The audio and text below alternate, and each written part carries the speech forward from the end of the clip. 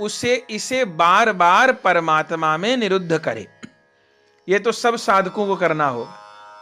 माने कि बार बार मन संसार में जाएगा और बार बार से वहां से हटा करके और प्रभु में लाना होगा।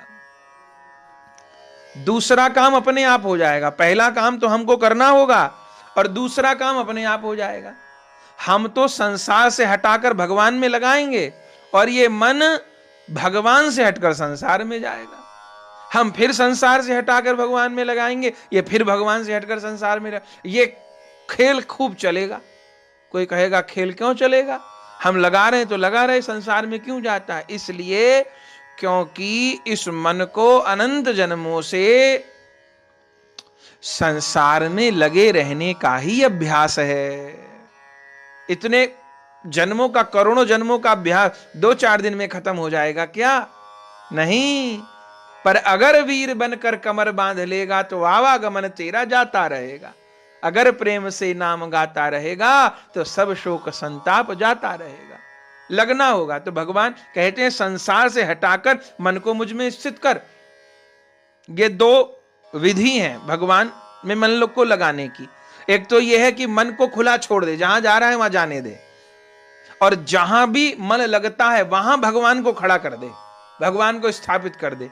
रूप में जा रहा है तो भगवान के रूप का चिंतन करे, शब्द में जा रहा है तो भगवान की मधुर वंशी को का चिंतन करे, स्पर्श सुख में जा रहा है तो राधा माधव के दिव्य स्पर्श की भावना करे, काम में जा रहा है, क्रोध में जा रहा है, लोभ में जा रहा है, मोह में जा रहा है, अहंकार में जा रहा है, जहां जा रहा है, जिस जगह जा रहा है वहीं भगवान को खड़ा कर दे। एक तो ये विधि है, और दूसरी ये है कि बार बार संसार से हटाए, अपने श्रीदेव के चरणों में लगाए, फिर हटेगा फिर लगाए, फिर हटेगा फिर लगाए। कमर बांध कर करे इस काम को तो क्या होगा? एकदम लग जाएगा ऐसी बात तो नहीं, पर बार बार जब हम सच्चाई से ये प्रयास करेंगे तो क्या होगा? तो जो अभी तो तुरंत हटता था भगवान से, अब क्या है? अब कुछ देर लग के हटेगा। अब भगवान में लगने का जो समय है वो बढ़ता चला जाएगा, और भगवान से हटके संसार में जाने का जो समय था वो कम होता चला जाएगा। ये अभ्यास है।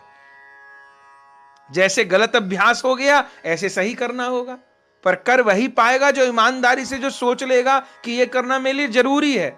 अब जिसके लिए ये सब बातें केवल मनोरंजन है या समय काटने का साधन है, उसके लिए नहीं, पर जिसने मान लिया है कि जन्म मरण के चक्र से छूटना है, इस दुख में संसार से राधा गोविंद के सुख में चरण कमलों की सेवा प्राप्त करनी है, उसको ये करना होगा, और कोई रास्ता नहीं। और संसार में भी तो हम ऐसा करते हैं। किसी व्यक्ति ने एक व्यापार किया, वो न चला, तो क्या वो घर पर हार कर बैठ जाता है कि भैया अब तो व्यापार चल नहीं रहा, अब तो हम कुछ काम धंधा नहीं करेंगे, ऐसे ही बैठे रहेंगे? तो ऐसे बैठे रहेंगे तो रोटी कहां से आएगी फिर खाने के लिए? तो एक व्यापार नहीं चला फिर दूसरा करता है, दूसरे में घाटा हो गया तीसरा करता है, तीसरे में भी नुकसान हुआ चौथा करता है, चौथा भी ना चला तो नौकरी करता है, नौकरी भी नहीं तो कुछ और काम करता है। लेकिन उसको पता है कि जीविका निर्वाह के साधन के बिना शरीर चलेगा नहीं। तो जब तक वो अपने जीविका निर्वाह की व्यवस्था नहीं कर लेता तब तक वो निरंतर साधनों को पलटता रहता है, क्योंकि उसको पता है कि धन के बिना काम नहीं चलेगा, जीविका निर्वाह के साधन के बिना काम नहीं चलेगा।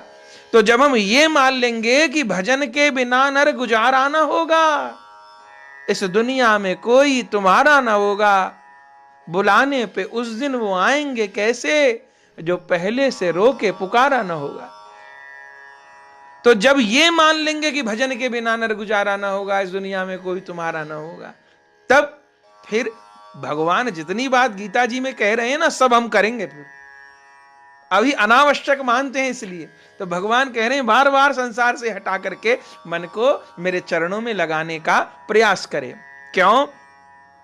प्रशांत मनसम हेनम योगिनम सुखमुत्तमम उपैति शांत रजसम ब्रह्मभूतम कल्मषम। क्योंकि जिसका मन भली प्रकार शांत है, जो पाप से रहित है, और जिसका रजोगुण शांत हो गया है, ऐसे इस सच्चिदानंद घन ब्रह्म के साथ एक ही भाव हुए योगी को उत्तम आनंद प्राप्त होता है।